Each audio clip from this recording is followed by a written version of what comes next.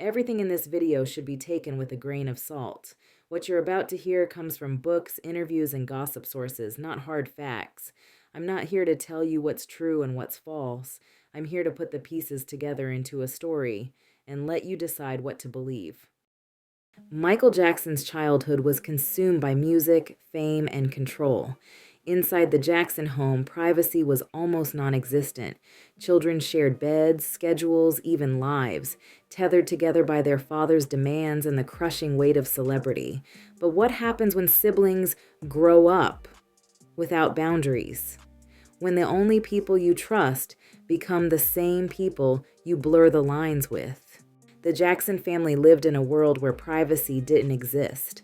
Bedrooms were shared, schedules were dictated, and childhood was spent under the same roof as rehearsals, punishments, and control. In that house, nothing truly belonged to the individual.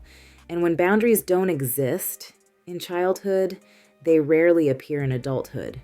For Michael, this would shape how he related to the people closest to him, especially his sisters. Moments that should have been private became shared. Lines that should have been clear began to blur. And those blurred lines would show themselves again and again in ways that left outsiders unsettled. And I'll show you a few disturbing examples. When Michael Jackson reached for someone to stand beside him in the spotlight, he often turned close, sometimes too close. In 1983, the world saw it clearly in the music video for his song, Say, Say, Say. Paul McCartney's duet with Michael was playful, romantic, and cinematic. But the woman cast as Michael's love interest wasn't an actress. It wasn't a stranger. It was his sister, LaToya Jackson. On screen, they flirted and played at romance. To the casual viewer, it was innocent enough. But beneath the surface, it raised an uncomfortable question. Why did Michael choose his own sister to embody desire? That same impulse reappeared just months later. When planning Thriller, the video that would redefine music television, Michael pushed for LaToya again as his romantic lead. It was their mother, Katherine Jackson, who stopped it, insisting that audiences would find it inappropriate. She understood the danger in what Michael seemed not to, that family and fantasy are not interchangeable. Thankfully, actress Ola Ray was chosen instead. Then, almost as if he hadn't learned his lesson, he tried it again. By the late 1980s, Michael Jackson was at the peak of his fame, but even with the world at his feet, he kept circling back to the same familiar choice, his sister, LaToya. When planning The Way You Make Me Feel, Michael reportedly wanted LaToya to play the female lead, the one he would chase through the streets, the one he would grind against as the music built, the one the entire performance revolved around. It didn't happen. Instead, Tatiana Thumpson was cast in the role.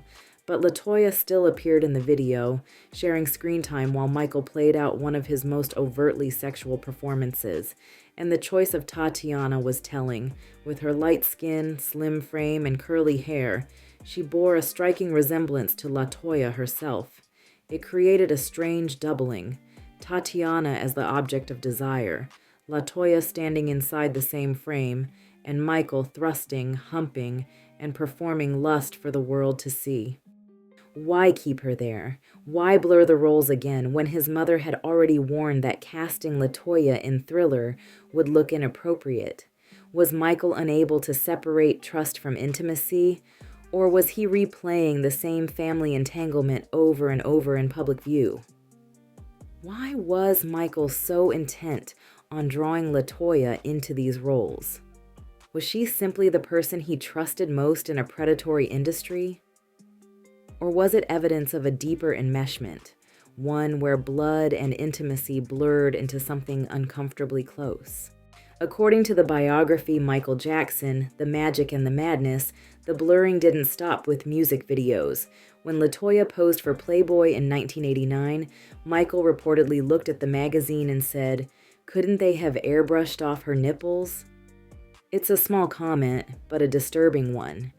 Why was he looking closely enough to notice? Why was a brother critiquing his sister's nude photos at all? Was it innocent curiosity or another sign that the normal lines between Michael and his sisters simply didn't exist?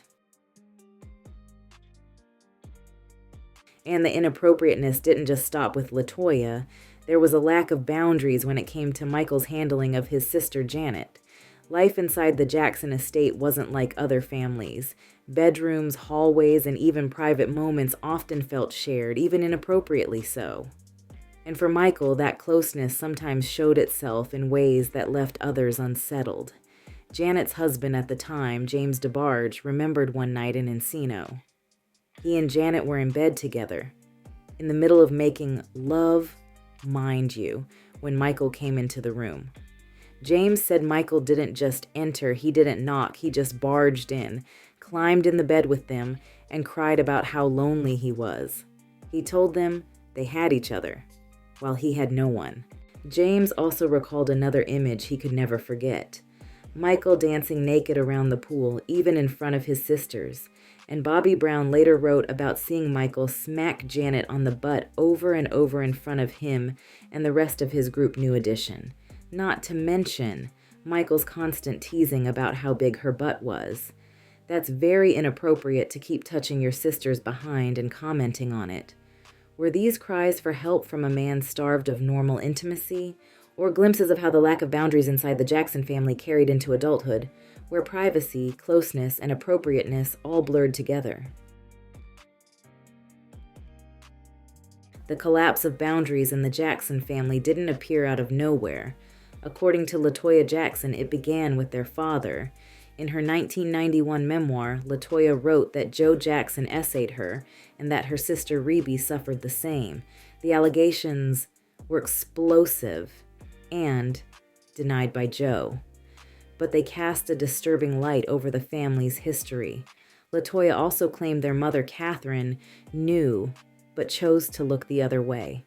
That silence, she said, left the children unprotected, trapped in a home where even the most sacred lines between parent and child could be crossed.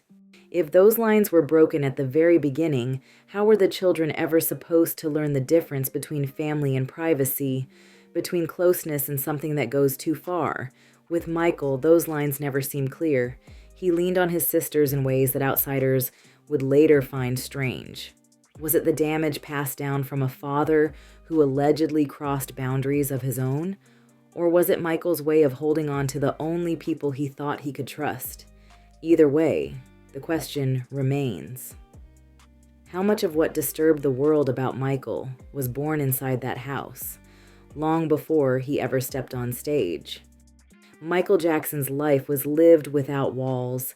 The Jackson house blurred every boundary between work and home, between parent and child, between sibling and stranger. On screen, he pulled LaToya into roles that looked too much like romance. Behind closed doors, Janet became the sister he clung to, even in her most private moments. And beneath it all was the shadow of Joe Jackson.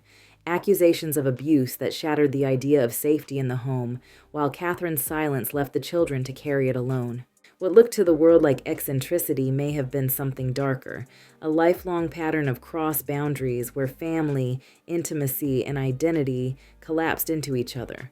Was Michael simply recreating the only closeness he had ever known, or was he trapped in a cycle of dysfunction passed down through generations, one that turned love into confusion and family into something far more complicated?